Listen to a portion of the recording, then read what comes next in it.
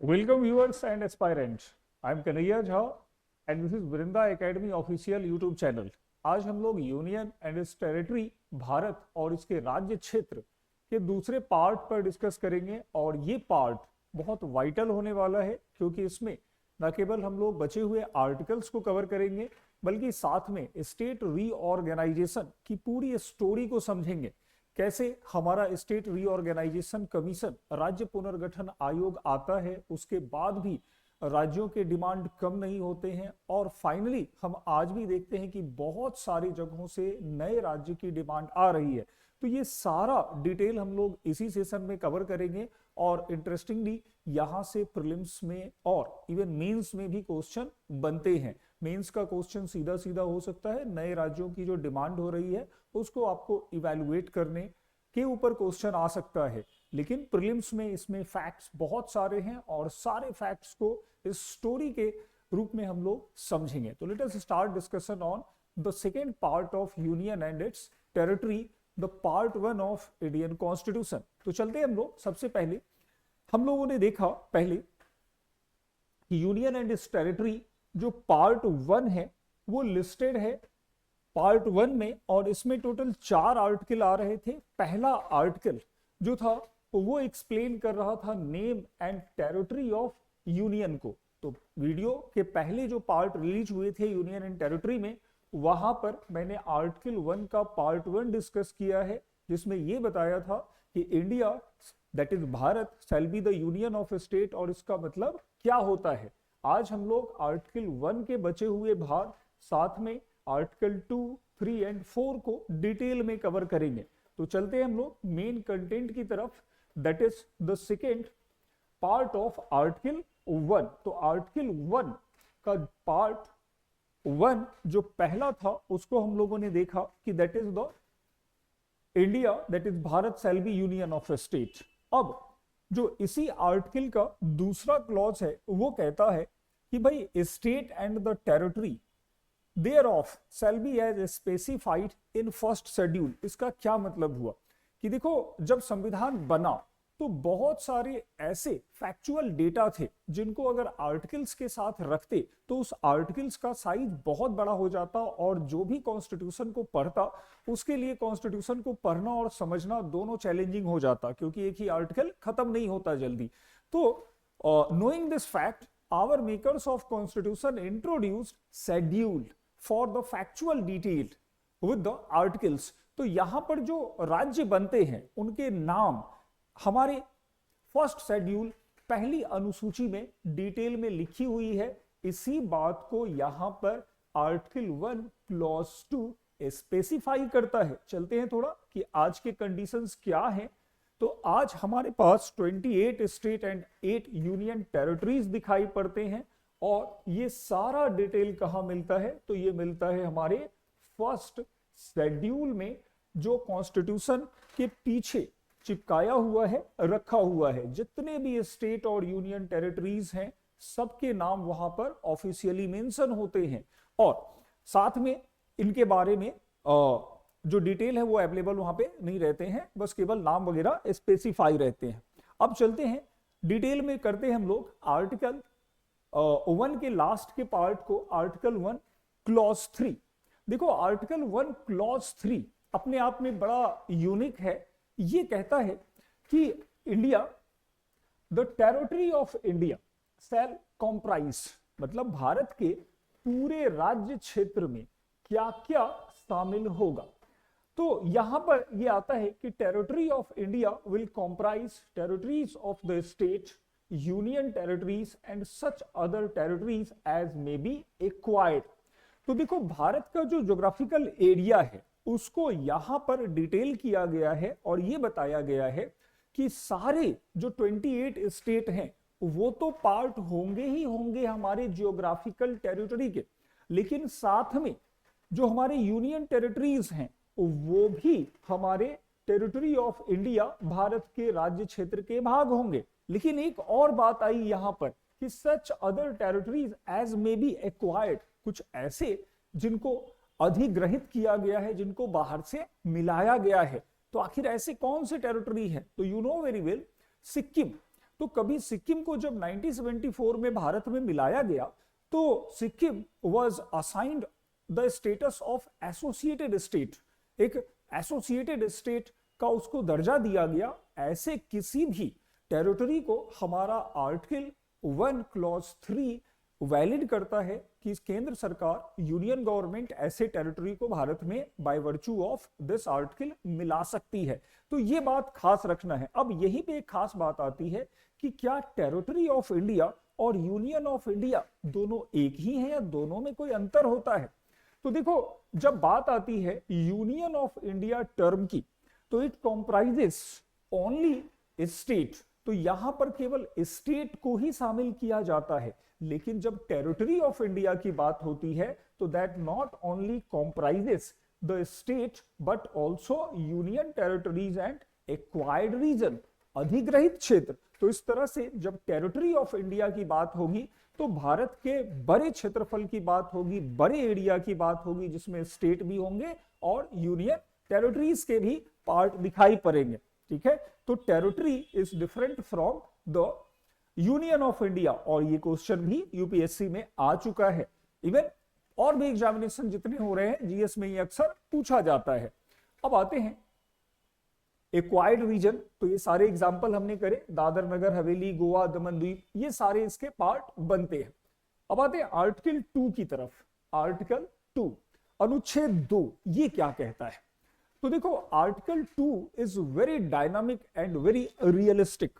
ये कहता है कि कोई भी other territory, other part of land अगर इंडिया में मिलता है तो कैसे मिलेगा। इसका सेंस समझो कि अगर आपके हमारे इंडिया में कोई पार्ट है ही नहीं, लाइक सपोज मान लेते हैं मालदीव है, श्रीलंका है या और कोई टेरिटरी, अगर ऐसे टेरिटरी जो अभी हमारे साथ नहीं है और हमारे साथ मिलना चाह रहे हैं, इन that case article 2 will apply, तब आर्टिकल 2 अप्लाई होगा। अब आते हैं इसका प्रोविजन क्या है, तो इसको समझें कि ये कहता है admission and establishment of new state. देखो, पार्लियामेंट में बाय लॉ यहां पर कॉन्स्टिट्यूशन को अमेंड करने की जरूरत नहीं है, हालांकि कुछ और चीजें बनती हैं तब अमेंडमेंट आता है, लेकिन पार्लियामेंट कानून के द्वारा किसी भी नए स्टेट को अपने साथ मिला सकता है, चाहे वो किसी दूसरे देश का भाग हो या कोई दूसरा देश पूरा का पूरा ही क्यों ना हो। और ये सारा काम केवल एक कानून के द्वारा हो सकता है, संविधान संशोधन इस प्रावधान के लिए नहीं होगा। और भी चीजें अगर घोषित होती हैं तब संविधान संशोधन अनिवार्य हो जाएगा। अब आते हैं कि भाई ऐसा हुआ है क्या पहले, तो ऐसा हुआ और वो होता है सिक्किम में। साल था 1974 का, तो 74 के आसपास हम देखते हैं कि सिक्किम का जो रूलर था वो हेरिडेटरी किंग था, एक वंशानुगत राजा था। ये चोग्याल रूलर्स थे, लेकिन इनकी जो रूल थी वो एनार्की हो चुकी थी, अराजकता आ चुकी थी। वहां पे जो था, एक तरह से कहो तो शासन व्यवस्था बिल्कुल पूरी तरह से कोलैप्स कर चुकी थी। ऐसे कंडीशंस में लोकल लीडर थे एक, जिनका नाम दोरजी भाई हुआ करता था। इन्होंने वहां के लोगों को मोबिलाइज किया और कहा कि भाई हम भारत के साथ मिलना चाहते हैं। ऐसा ही हुआ और आंदोलन के दबाव में आकर ये चोग्याल अपनी टेरिटरी को सरेंडर करते हैं। लोग वहां के भारत के साथ मिलना शुरू करते हैं और हम 35वां संविधान संशोधन 35th अमेंडमेंट एक्ट 74 के साथ सिक्किम को भारत में मिलाते हैं। और दिस स्टेटस वाज डिफरेंट, ये था एसोसिएट स्टेट का स्टेटस और वो एक एसोसिएट स्टेट के रूप में भारत में मिला। आगे चलकर अगले ही साल 36th अमेंडमेंट एक्ट से संशोधन से इसे एक फुल फ्लेज स्टेट दे दिया गया और ये 22वां राज्य भारत का बन जाता है। तो इस तरह से अनुच्छेद 2 भारत की संसद को इंपावर करता है कि वो किसी टेरिटरी को भारत में मिला सके और वहां पर भारत के कानून को इंप्लीमेंट कर सके। तो ये बड़ा प्रावधान है जो संसद को संप्रभु सॉवरेन बनाता है। ये पूरी डिटेल कहानी सिक्किम के फॉर्मेशन की थी। तो यही दोरजी भाई इस पूरे मूवमेंट को लीड कर रहे थे। अब आते हैं हम लोग नेक्स्ट प्रोविजंस पर, दैट इज आर्टिकल 3। अब देखो आर्टिकल 3 क्या था और क्या है। आर्टिकल 3 एग्जिस्टिंग स्टेट को डील करता है। वर्तमान में जो भी स्टेट हैं लाइक बिहार, उत्तर प्रदेश, महाराष्ट्र, तमिलनाडु, कर्नाटका, इन सब में अगर कोई चेंजेस लाने हैं तो such a change can brought by the parliament by virtue of article 3। तो वो अनुच्छेद 3 के तहत उसमें चेंज लाए जाएंगे। और ये पूरा प्रोविजंस पार्लियामेंट को एम्पावर करता है 5 चीजों के लिए। पार्लियामेंट स्टेट के साथ, एग्जिस्टिंग स्टेट के साथ, वर्तमान राज्यों के साथ 5 चीजें कर सकती है। क्या क्या होगा? तो सबसे पहले किसी भी नए राज्य का निर्माण हो सकता है। जैसे मान लेते हैं कि हमारे पास अभी पुडुचेरी है और Puducherry is now a union territory. अगर पार्लियामेंट को लगता है कि भाई इसको बनाना है एक फुल फ्लेज स्टेट, तो parliament can do so bye virtue of article 3। इसी तरह से एरिया को बढ़ाना हो, किसी दूसरे राज्य से एरिया दूसरे राज्य में देना हो, ऐसा पॉसिबल है। डिमिनिश द एरिया मींस उसके साइज को कम कर सकता है, क्षेत्रफल में कमी ला सकता है। अल्टर द बाउंड्रीज, तो बाउंड्री कैसे अल्टर होगी? मान लो ये उत्तर प्रदेश का एक मैप ले लेते हैं और ये एमपी का मैप ले लेते हैं। कुछ पार्ट एमपी का यूपी में चला जाएगा और कुछ पार्ट यूपी का एमपी में चला जाएगा। तो इस तरह से एक दूसरे को लेन देन करते हुए भी बाउंड्री चेंज हो सकती है। इसी तरह से लास्ट आता है अल्टर द नेम, राज्यों के नाम। जैसे आपने सुना होगा कि बहुत सारे राज्यों के नाम बदल गए, जैसे पहले उड़ीसा था अब वो ओडिशा हो गया। तो इस तरह के नाम में बदलाव भी आर्टिकल 3 से पॉसिबल है।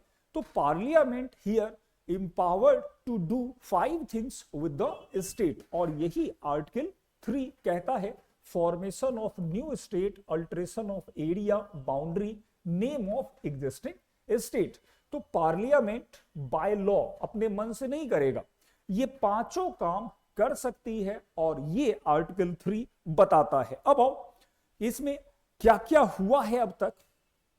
तो देखो, जब हम लोग आजाद हुए उस समय हमारी जो टेरिटरी थी वो कुछ अलग ही थी। बहुत सारे प्रिंसले स्टेट थे, बहुत सारे ब्रिटिश प्रोविंसेस थे, मतलब अंग्रेजों के प्रांत थे, बहुत सारे जो थे अपने जो थे वो देसी शासकों के प्रांत थे। आगे चलकर इन सबको चेंज किया गया और एट प्रेजेंट जो हम अपना ज्योग्राफिकल टेरिटरी देखते हैं इंक्लूडिंग विथ स्टेट, ये पूरा ही स्टेट रीऑर्गेनाइजेशन हुआ आर्टिकल 3 से। कहानी इसकी हम लोग आगे करेंगे, लेकिन पहले इसके कॉन्स्टिट्यूशनल डायमेंशंस को समझ लेते हैं कि देखो ये जो पूरा लॉ पास होता है या इनेक्ट होता है उसके लिए कॉन्स्टिट्यूशन में कुछ क्लॉजेस हैं, कुछ कंडीशंस हैं। ये बहुत खास हैं जो अक्सर क्वेश्चंस बनते हैं। इसके 2 मैंडेटरी कंडीशंस हैं। पहला कि ऐसे कोई भी बिल जो किसी स्टेट के नेम में, बाउंड्री में या फिर नए स्टेट के फॉर्मेशन से रिलेटेड हो, the article 3 says the prior recommendation of president is pre requisite. ये प्रेसिडेंट का पहले से ही पूर्व अनुमति होना आवश्यक बनाता है। बिना राष्ट्रपति के पूर्व स्वीकृति के ऐसे बिल पार्लियामेंट में आएंगे ही नहीं। अब सोचो कि भाई प्रेसिडेंट को ही क्यों ये पावर दिया गया, प्राइम मिनिस्टर को क्यों नहीं दिया गया? तो यहां एक थोड़ा सा कॉन्सेप्ट है। आप देखो, हमारा जो प्रेसिडेंट होता है, ये प्रेसिडेंट एग्जीक्यूटिव हेड है, कार्यपालिका प्रमुख है। और एग्जीक्यूटिव हेड का मतलब हुआ कि जो भी काम होंगे वो एग्जीक्यूट करवाना है। अगर इनको लग रहा है कि किसी खास टेरिटरी में अभी member of parliament, MLA, member of legislative assembly के लोग कम हैं, तो वहां एक अलग व्यवस्था अगर इनको नीड पड़ रही है एडमिनिस्ट्रेटिव फंक्शंस को एग्जीक्यूट करने में, तो ये इस तरह से हमारा थ्योरी वर्क करता है कि president as being the executive head understand the requirement of the formation for the new state. तो वो समझ सकते हैं इस बात को, इसीलिए प्रेसिडेंट का क्लॉज आया।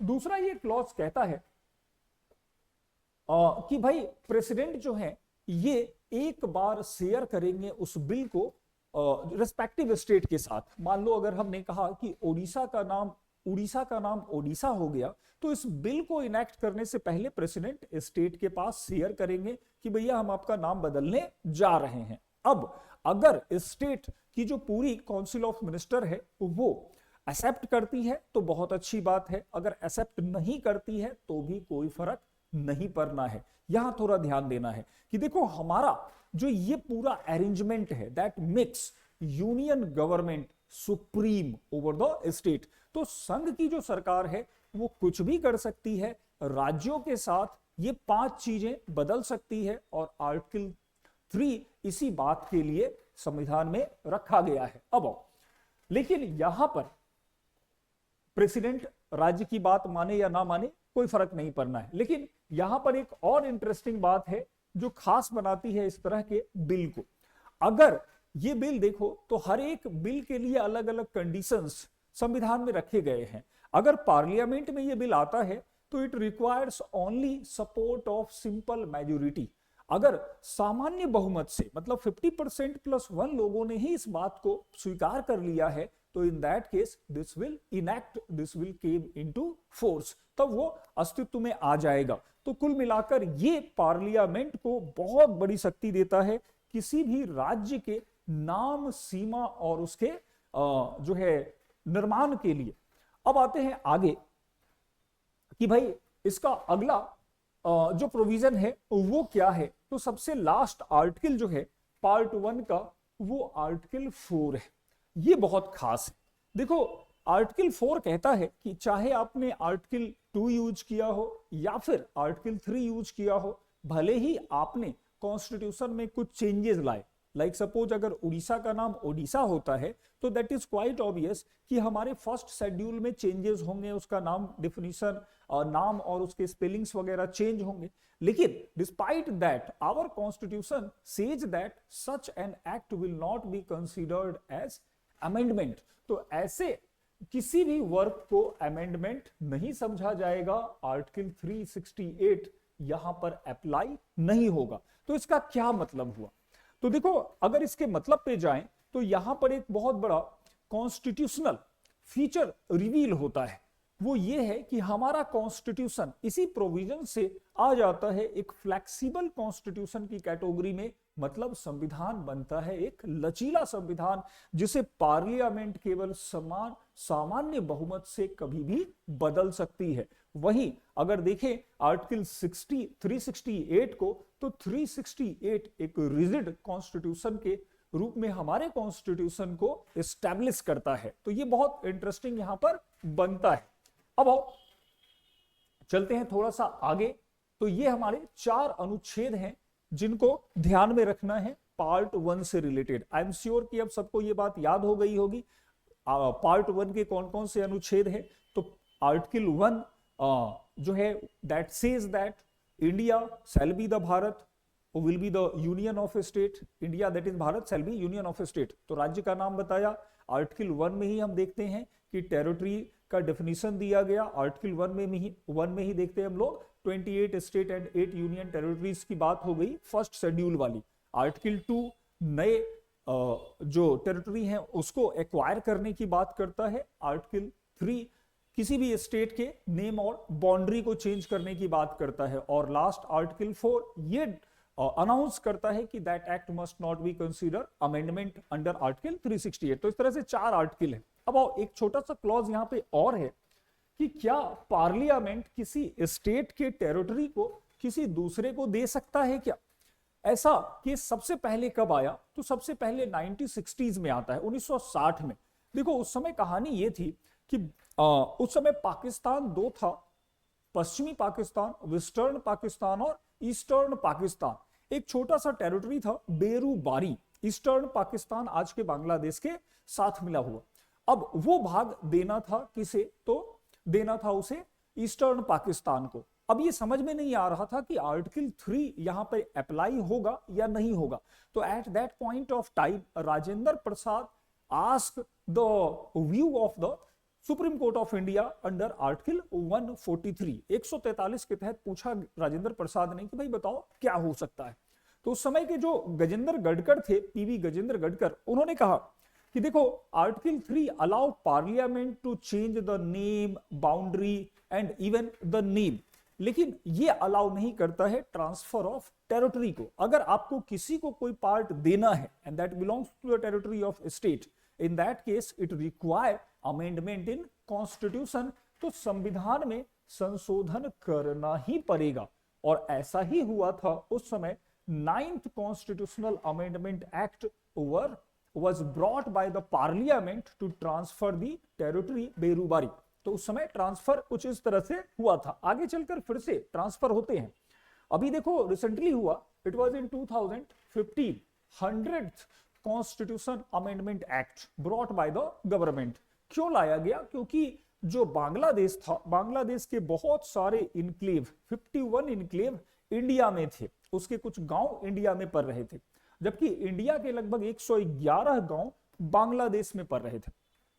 हमने कहा चलो कोई बात नहीं है, हम जो है डिस्प्यूट को परमानेंटली सॉल्व करेंगे, और इस तरह से 100th अमेंडमेंट एक्ट से दोनों ने अपने इनक्लेव ट्रांसफर कर लिए और एक इलीगल इनफिल्ट्रेशन का जो इश्यू बना हुआ था उसको उन्होंने सॉर्ट आउट कर लिया। तो इस तरह से हम देखते हैं कि किसी भी पार्ट को अगर देना है तो it require amendment in constitution.